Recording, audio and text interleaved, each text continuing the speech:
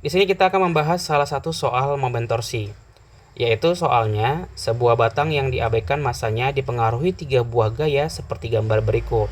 Diketahui Fa sama dengan Fc sama dengan 10 Newton dan Fb sama dengan 20 Newton. Jika jarak AB sama dengan BC sama dengan 20 cm, berapakah momen gaya batang terhadap titik A? Oke, pertama kali kita gambar dulu si batangnya. Kita gambar batangnya kembali. Ingat ya, batangnya ini masanya diabaikan gitu ya. Masanya diabaikan. Oke, dengan seperti ini ada si Fa. Ini ada si Fa. Ini Fa. Baru di sini itu ada Fb.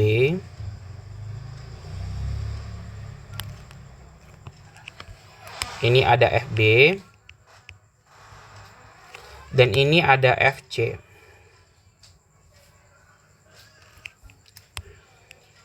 Fc sendiri itu membentuk sudut 30 derajat terhadap sumbu horizontal gitu ya. Ini namanya Fc. Oke. Kita namai dulu untuk titiknya. Ini berarti titik A, titik B, titik C.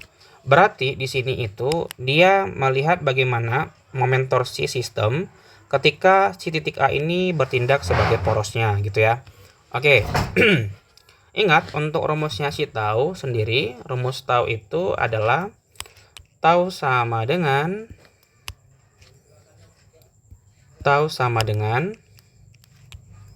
berarti tau A, namanya berarti tau A ya. Tau sama dengan, berarti di sini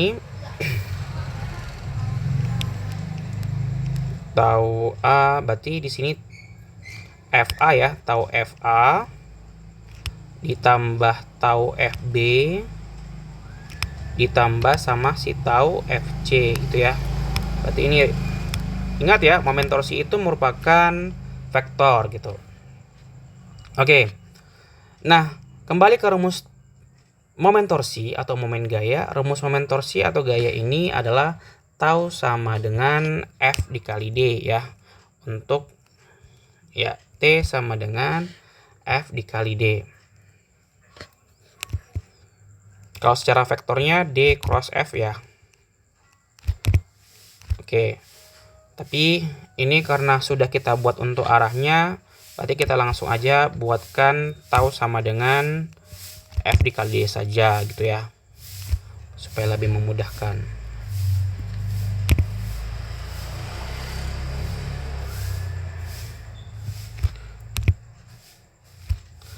F itu berarti gayanya, sedangkan D itu merupakan lengan momennya gitu ya. Nah, berikutnya kita lihat dulu bagaimana arah ya. Arah si momen torsi. Nah, sekedar mengingatkan, arah momen torsi itu ada dua. Arah momen torsi itu ada dua. Atau momen gaya ya. Yang pertama itu dia ada searah jarum jam. Searah jarum jam. Terus yang kedua itu ada berlawanan arah jarum jam. Arah jarum jam. Nah, untuk tiap-tiap arah karena dia merupakan besaran vektor, berarti dia tahu ini ada yang nilai positif, ada nilai negatif, hanya untuk membedakan yang mana dia searah, yang mana dia berlawanan gitu ya. Nah, untuk si arah momen torsi sama gaya menyesuaikan dengan kaidah putar skrup. Untuk searah jarum jam itu berarti taunya itu bernilai negatif ya. Taunya negatif. Sedangkan untuk berlawanan arah jarum jam itu berarti taunya itu positif gitu ya.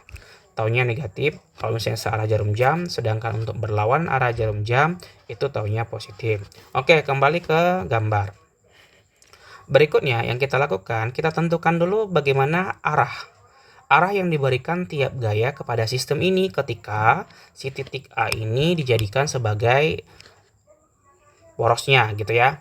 Oke, caranya gampang saja, kita ambil aja garis dari ujung gayanya ke titik poros gitu ya. Nah, karena si FA, ini kan FA.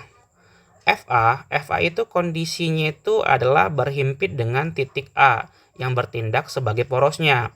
Maka si FA tidak memiliki lengan momen ketika si A ini sebagai porosnya. Berarti di sini untuk si DA-nya, DA itu berarti sama dengan 0 gitu ya. DA-nya sama dengan 0 karena dia berhimpit gitu ya. Karena dia berhimpit gitu. Berarti tidak memiliki lengan momen. Oke. Berikutnya, untuk si titik B, berarti kita ambil garis dari ujung gayanya. Ini ya, berarti ke titik poros. Oke. Berarti kalau misalnya seperti ini menunjukkan dia itu adalah searah jarum jam. Searah jarum jam itu tandanya negatif. Kita buat negatif gitu.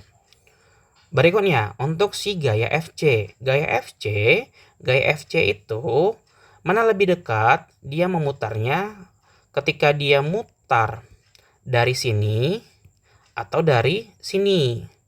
Gitu ya. Berarti yang lebih dekatnya yang kita pilih. Berarti yang searah jarum jam juga. Maka dia jadinya ambil dari ujung gayanya ke titik poros. Oke, berarti nilainya juga negatif gitu ya. Tinggal kita substitusikan aja ke dalam perhitungannya gitu ya. Ke dalam perhitungannya. Yuk. Berarti di sini apa? Berarti di sini itu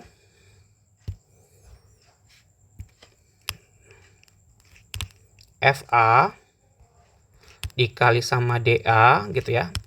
Ditambah. Berarti untuk si FB itu tandanya negatif ya. Min FB dikali sama DB tambah min FC dikali sama DC gitu ya. Oke. Nah, si AB itu kan sama si BC nilainya sama-sama 20 cm. Oke, karena ini sudah tegak lurus, ini kan udah tegak lurus. Lengan momen itu sendiri adalah jarak dari titik gaya ke titik poros secara tegak lurus. Karena si gaya FB sudah tegak lurus terhadap titik A, berarti untuk si DB-nya langsung saja merupakan panjang dari si AB gitu ya.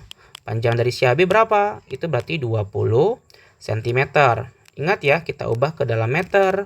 Berarti menjadi 0,2 meter gitu ya. Nah, berikutnya untuk DC. Oke. Karena DC di sini membentuk sudut ya. Dia membentuk sudut nih. Dia membentuk sudut terhadap sumbu horizontalnya, terhadap si batangnya. Berarti kita harus mengambil gaya yang mana ketika kita perpanjang gayanya itu akan menemukan si titik yang tegak lurus terhadap si titik porosnya gitu ya. Oke, kita ambil. Kita perpanjang ini boleh ya. Kita perpanjang garis ini. Oke. Ini juga boleh. Oke, ini juga. Oke. Ini kan udah tegak lurus gitu ya. Nah, ini tegak lurus. Maka yang ini itu merupakan si DC-nya gitu ya. DC-nya gitu. Nah, berarti kalau misalnya DC-nya seperti ini, maka kita gunakan aturan trigonometri pada segitiga siku-siku. Berarti untuk si DC itu bertindak sebagai sisi depan sudut ya. Ini kan dia sudutnya gitu ya. Berarti sisi depan sudut dan diketahui panjang si AC ya. Panjangnya si AC. Berarti si AC ini bertindak sebagai sisi miringnya. Berarti yang kita gunakan itu sin ya. Oke ya, sin demi gitu ya. Berarti dia jadinya untuk DC-nya panjang AC dikali sin 30 gitu ya. AC-nya berapa? Kalau misalnya di sini AB sama dengan BC sama dengan 20 cm, berarti dari A ke C itu bernilainya 20 tambah 20. Berarti dia jadinya 40. Berarti 40 sin 30 itu 1/2. Berarti sama dengan ini jadinya 20 cm gitu ya. Berarti sama dengan 0,2 meter. Oke. Ketika sudah dapat lengan momennya DA, DB, DC-nya, tinggal kita substitusi ke perhitungannya. Berarti FA-nya ini sama dengan 10, DA-nya 0, ditambah minus FB-nya itu bernilai 20, si DB-nya itu sebesar 0,2 ditambah min ya, FC-nya itu bernilai 10 juga, sedangkan si DC-nya itu bernilai 0,2 gitu ya. 10 dikali 0 hasilnya 0 ditambah minus. Ini berarti bisa habis. Ini habis ya. Ini juga habis. Berarti jadinya minus 2 kali 2 minus 4 ditambah minus 1 dikali 2 berarti minus 2 ya. Oke. Berarti jadinya minus 6. Oke, minus 6. Nah, minus ini dia hanya menunjukkan arahnya saja. Berarti nilai akhirnya untuk si tau A itu bernilai 6 Newton meter. 6 Newton meter. Negatif berarti searah jarum jam gitu ya.